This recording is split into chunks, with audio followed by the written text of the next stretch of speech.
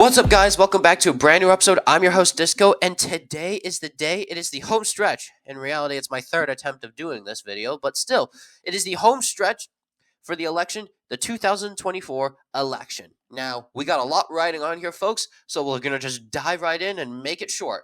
All right, people. Yep, we got everything going on this election. We got the presidential election, Kamala Harris versus Donald Trump. We got the Senate election. We got the House of Representatives election. We got the gubernatorial elections. All this is stacked, and now I sound like a sports content creator. Let us dive right in to the governor elections. Now, here are what I think are going to be the solid seats for the Republicans. States of Utah, Montana, North Dakota, Missouri, Indiana, West Virginia, and Vermont, along with the state of Delaware for the Democrats. For likely states, it's just going to be the states of Washington and North Carolina. But why do I add North Carolina into likely states? Well, that's the state of Maryland. When I did this the second time, if we look at the averages for the polling, Stein, the Democrat nominee, is currently winning by large margins of victory against Mark Robinson. Remember, there was a news story about Mark Robinson who was had some very, very harsh language, some background, a typical swing state. It's just what.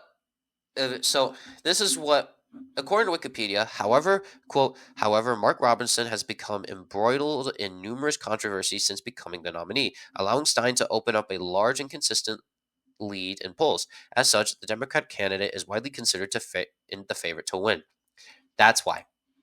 And for the Republicans, New Hampshire, Kelly Ayotte is a fairly popular candidate. She was the senator and won by like 30 points last time I remembered. She won back in 2010 and she won by 23 points and then lost narrowly against a very popular governor in a time where she was supposed to do really good, but she was going to lose either way. So yeah, we knew that. Now we're going to go into the Senate elections. I'm just going to do this via like what is like easier for me, just a heads up.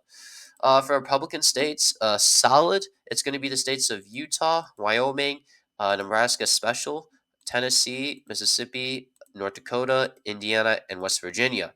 Democrats have already lost a seat. Now, let us continue on for the Democrats. It's going to be the states of Hawaii, California, Washington, Delaware, New Jersey, New York, Vermont, Maine, Maryland, Rhode Island, and Connecticut. I did not add Maryland due to the fact that Larry Hogan's in the race and he has showed that he could possibly win the election, but it looks like he might even lose by double digits. Now let's go for likely for Republicans. That's going to be the state of Montana, state of Florida, Missouri, and Nebraska. Republicans are already at 50. For likely for Democrats, it's going to be the states of New Mexico, Arizona, Minnesota, Maryland, and Virginia. For lean states, for Republicans, it's going to be Texas, and solely Texas. For lean states for Democrats, it's going to be Nevada, Wisconsin, Michigan, and Pennsylvania.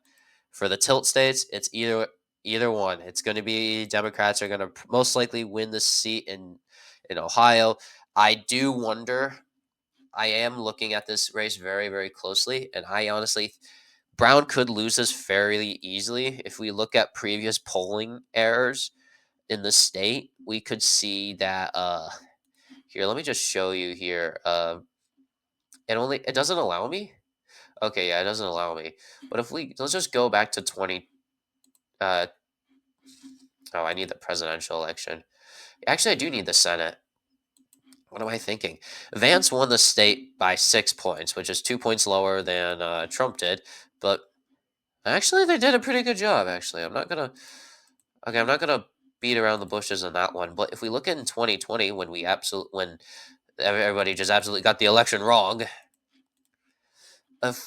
Mahoning County voter demographics polling, here it is.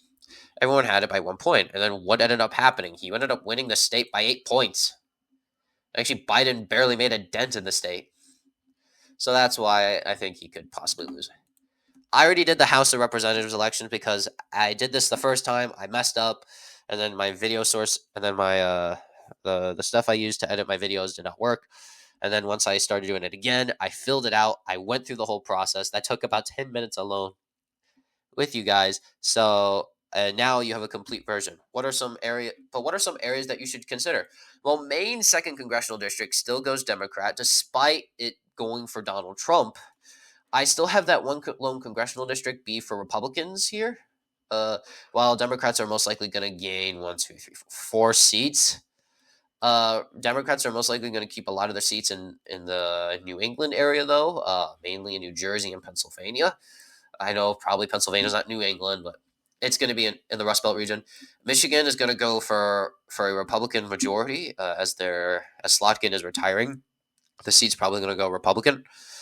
Everything's going to stay the same. North Carolina goes heavily Republican as they gain more seats, while the sole Democratic seat will go Democrat. Two new pickups for Democrats. Pretty much everything remaining the same. I do want to see what happens in this Miami-Dade region. I want to see if it goes farther to the right or is it actually going to make a trend to the left. Everything's staying the same in Texas. Same everywhere. New Mexico going farther to the left. I think these two seats are going to be very close as numerous polls. Democrats are going to lose their seat in Alaska. I honestly think Iowa might be closer, along with Illinois, than previously expected. And Democrats are going to gain a seat in Nebraska for the first time since 2014. Colorado remained the same since Lauren Boebert is not here anymore, and she would lose even though Biden would be running, I think. Actually, no, wait, I take that back. Democrats are going to do a swap here. They're going to win in Oregon but lose in Washington, and vice versa. Republicans are going to win in Washington but lose in Oregon. This seat in Montana will not be competitive at all, probably single digits. That's the best it can do.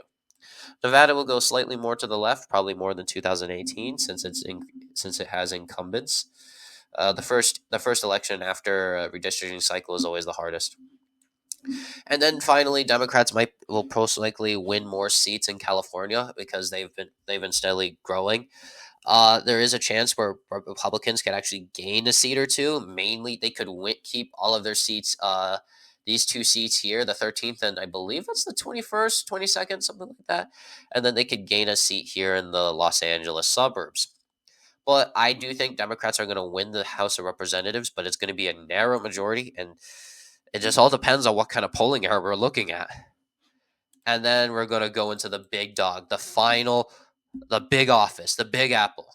As I stated, that's in New York City. I'm an idiot for that. For solid seats for the Republican Party, I'm going to state them as Montana, Idaho, Wyoming, Utah, North Dakota, South Dakota, Nebraska's third, Nebraska's second, Nebraska at large, Kansas, Missouri, Arkansas, Oklahoma, Louisiana, Mississippi, Alabama, Tennessee, Kentucky, West Virginia, Indiana, and yeah, pretty much it. And Indiana. For safe states for the Democrats, going to be Illinois, Washington, Oregon, California, Hawaii, Maine's first, Vermont, New York, Massachusetts, Rhode Island, Connecticut, New Jersey, Delaware, Maryland, and the District of Columbia. For likely states for the Republican Party, it's going to be Maine's second congressional district, Iowa, Ohio, South Carolina, Florida, Texas, and Alaska. Likely states for the Democratic Party, it's going to be Colorado, New Mexico, Minnesota, Nebraska second. That's a lean. Virginia, New Hampshire, and Maine at large. Now, I'm sorry, I heard something outside. It's late at night. Am I doing this right? Yeah, I'm doing this right. Okay, good. I want to make sure I'm doing this right. Now, for lean Republican states, it's going to be North Carolina and solely North Carolina. North Carolina is just going to be a lean. This is the third time that North Carolina's lean. Golly, when will it change? It'll probably mess with me and be tilt for either party. For lean for Democrats, going to be Wisconsin, Michigan, and Pennsylvania. Kamala Harris will be the next president. I believe, based off my predictions, Kamala Harris will be the next president of the United States. And then for Georgia, I believe it's going to be a tilt Republican, and I think these two are going to be tilt Democrat. So yeah, Kamala Harris will most likely become the next president of the United States, the 47th president of the United States, to be more example, while Tim Walz become the next vice president, and they will lose and they will win against the 45th president of the United States, Donald Trump, and the Senate and one of the senators from Ohio, J.D. Vance, with 251 electoral votes. I do not know if this is going to be the outcome. This is the closest election in my lifetime. Keep in mind, I haven't been alive for many presidential elections. Oh wait, I've been like 1, 2, 3, 4. This is my fifth presidential election in my lifetime. Is it?